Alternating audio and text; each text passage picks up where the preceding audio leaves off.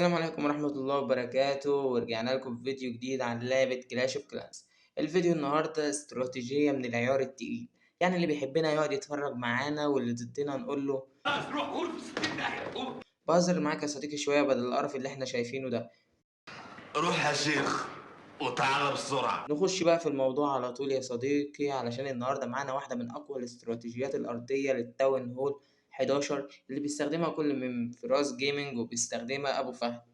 فاهم كويس؟ وطالما مسحت مع فراس جيمنج ومسحت مع ابو فهد يبقى اكيد هتمسح مع مصراوي العبد لله المصري. المصري معروف بقوته وبجبروته. المهم بقى يا صديقي، اوعى تنسى انك تصلي على سيدنا محمد عليه افضل الصلاه والسلام وتذكر الله، فالا بذكر الله تطمئن القلوب. وهزعل قوي لو انت بتتفرج لحد دلوقتي ولسه ما عملتش اشتراك ولا فعلت زر الجرس ولا دوست لايك ولا كتبت لي احلى كومنت تشجعني فيه، ولا انت شايف ان المحتوى مش متعوب عليه وما يستاهلش. والّا أنت شايف إيه؟ عموما يا صديقي القرار قرارك، ويلا بينا على الفيديو. اول حاجه هنعملها يا صديقي ان احنا هنشوف راس جيمنج هجم بالاستراتيجيه ازاي، وكمان هنشوف ابو فهد هجم بيها ازاي. طبعا زي ما انت شايف كده يا صديقي، استراتيجية فراس بتتكون من واحد ساحر واحد بيكا وتمانية ويتش وعشرة باولر وخمسة ايس جولو، والتعويذات بتاعته عبارة عن أربعة تجميد واحد سم وستة خفاش بالإضافة للملوك. الدعم بتاعه بيبقى عبارة عن اتنين فالكيري وواحد يتي ومعاهم واحدة غضب وآلة قاذفة الجذور. زي ما انت شايف بيطبقها، بينزل خمسة جولم، ساب واحد نزل أربعة بس ونزل الآلة بحيث إن هي تفتح له الجدار. نزل وراهم الويتش وبعدين نزل آخر واحد أيس جولم، ما نزلوش لأ نزل الباولر. حط الآمر في الوضعية الأرضية في منتصف الجيش، طبعا لسه ما نزلش أي حاجة. نزل أهو الملك والملكة. ابتدى إيه تاني؟ تابع الجنود، هيحط لهم واحدة غضب. حط لهم واحدة غضب في منتصف التصميم كده عشان يدمروا كل حاجة. وتقريبا المفروض هيستعمل طاقة الآمر دلوقتي، بس المفروض كان يستعملها بدري شوية عشان الآلة بتاعته، بس محصلش حاجة يعني. قدر إن هو ياخد أكتر من ربع التصميم، خد أهو قصدي نص التصميم.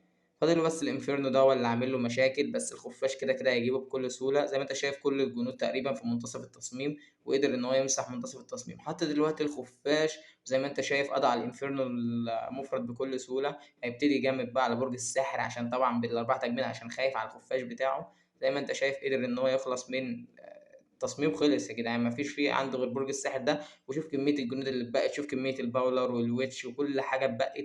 فاضل له بس الانفيرنو المفرد ده. وحتى الايس جولم كان زيادة ومع واحد ساحر وما عملش اي حاجة بتعويذة السم وراح رماها. لا بجد تطبيق الهجمة، والهجمة مثالية خالص.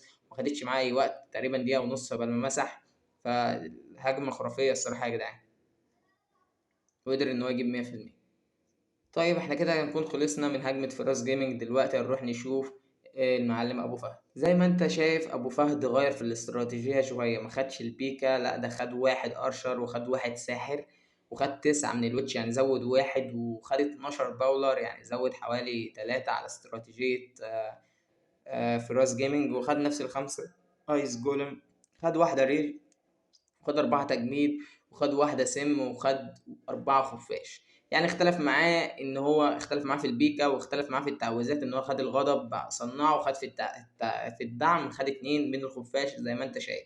وخد في الدعم بتاعه واحد يتي وواحد ايس جولم واتنين من اللي هو الغول المتسلل ده، بس الغول العادي. تمام. وطبعا نفس آلة قذيفة الجذور. طب تفتكر احنا بقى نشوف تطبيق الأول، نشوف تطبيق أبو فهد. زي ما انت شايف التصميم تقريبا ماكس في كل حاجة، فاضل بس كام قطعة سوري هي اللي مش ماكس في الحوار.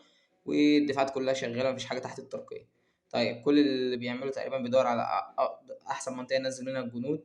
بص وزع الخمسة ايس جولم على شكل خط، بعدين نزل الويتش من وراهم، بعدين نزل الآلة، بعدين نزل الباولر وراهم، وبعدين نزل واحد ساحر هو كده كده زيادة عادي، وبعدين استنى لما الآلة فتحت له وراح منزل الملوك كلها في النص، وطبعا الآمر بالوضعية الأرضية. تمام. بعد كده هيعمل ايه تاني؟ استنى الجنود شغل طبعا اسمه ده خاصية الآمر. استنى الجنود دخلوا المنتصف، المفروض هيرمي الغضب، أيوه بالظبط كده. تمام. زي ما انت شايف هو عايز الجنود تقضيله عن منتصف التصميم، بعدين هيبتدي ينزل في الخفاش من جنب من التصميم.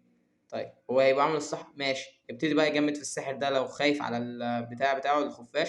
طيب زي ما انت شايف كده الخفاش نزل وهو متابعه اهو عشان لو في ساحر او في اي حاجه تقضي عليه. زي ما انت شايف هيجمد هنا دلوقتي المفروض عشان برج الساحر ده. تمام جمد.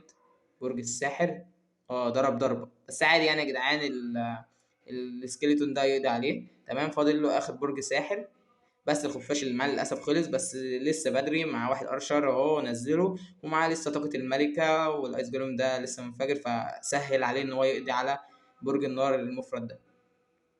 فالهجمة متجهة للمسح، وزي ما انت شايف برضه خرافية، وتبقى مع الملك والملكة، والملكة بقدرتها، والآمر لسه عايش، وفي جنود كتير لسه عايشين يا جدعان، فاضل له بس الإكسبو ده يدمره، وتبقى الهجمة خلصت مسح 100%. طيب، بعد ما اتفرجنا كده على هجمة كل من فراس جيمنج وفهد، خلينا الأول كده نصلي على النبي، بعدين نخش نشوف الجيش بتاعنا. طبعا زي ما انت شايف في شوية اختلافات بين الاتنين، أنا خدت الأحسن منهم. فاهم ليه؟ انا خدت التسعة ويتش لان هيجيبوا لي سكيلتون كتير هيفيدوني احسن من البيك، لان لو البيك اتدمر ولا اي حاجه، وال 12 باولر هيبقوا احسن بكتير. تمام، ليه خدت 4 خفاش؟ لان هم اقل في المستوى. انت لو جيت خدت الغضب اقل في المستوى من اللي انت هتاخدهم من الدعم، لان بيزيدوا مستوى، فهيزيد معاك كميه خفاش ولو قليله حتى. لكن الغضب هتبقى قدام، يعني انت دي واحده ريج يا دوبك، بس هتزيد السرعه حاجه بسيطه مش اكتر، ده لو الاختلاف يعني.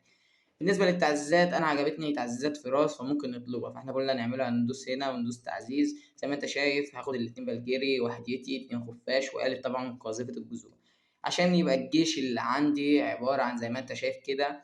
ادي الجيش بتاعنا اللي احنا هنهجم فيه. نقول بسم الله ونخش نجرب، وان شاء الله تبقى استراتيجية كويسة ونقدر نمسح بيها. اول ما الاقي خصم مناسب هرجع لكم نهجم عليه مع بعض. طيب، ادي التصميم اللي انا ههجم عليه، زي ما انت شايف ماكس، وربنا يستر، وانا ليا ماضي سيء مع استخدام الخفافيش، لاني لحد دلوقتي ما اتعودتش ازاي اهجم عليه. فتعالوا نشوف ازاي ممكن نهجم هنا بالظبط. اول حاجه ادي 1 2 3 4، ونسيب الخامس مثلا، وممكن ننزل بالويتش وراهم كده على طول، بعدين ننزل بالآلة، بعدين ننزل بالباولر، كله على شكل خط كده، وننزل بآخر ايس جولم معانا، وننزل اول ما تفتح السور ننزل بالملك والملكة وكمان الآمر. بس نزلنا بالآمر في الوضعية الجوية، ودي أكبر غلطة عملناها لحد دلوقتي.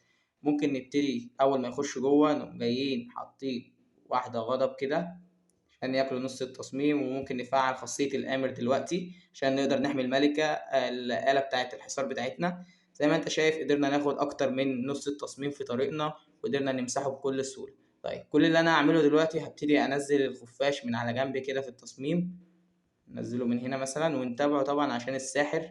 الحمد لله لحقناه. طبعا ادي واحد هنا تانية عشان ايه الساحر ما يعملش اي حاجة للجنود بتاعتنا. طبعا اي حاجة تيجي ناحية الخفاش هننزل عليها الساحر بتاعنا. زي دلوقتي ممكن ننزل واحدة كده على الساحر عشان برضو ايه منعا لأي حاجة تحصل. وزي ما انت شايفة دي التانية اهي، كان هيضرب عليهم بس الحمد لله لحقناه. وزي ما انت شايف هجمة خرافية، وبقى معانا كمية خفاش، ووفرنا واحد سم مع طاقة الملكة، وكمان الأرشر الأخير ده مش محتاجينه في أي حاجة. زي ما أنت شايف قدرنا نمسح بكل سهولة. لأ بجد استراتيجية جميلة أوي أوي أوي، وأنصح أي حد إن هو يجربها. زي ما أنت شايف أدي كان كل اللي عندي في فيديو النهاردة، أتمنى يكون الفيديو عجبكم، فما تنساش تعمل لايك الجميل وتشترك في القناة وتفعل زر الجرس عشان الفيديوهات اللي جاية أحسن بكتير. وأشوفكم الفيديو الجاي، سلام.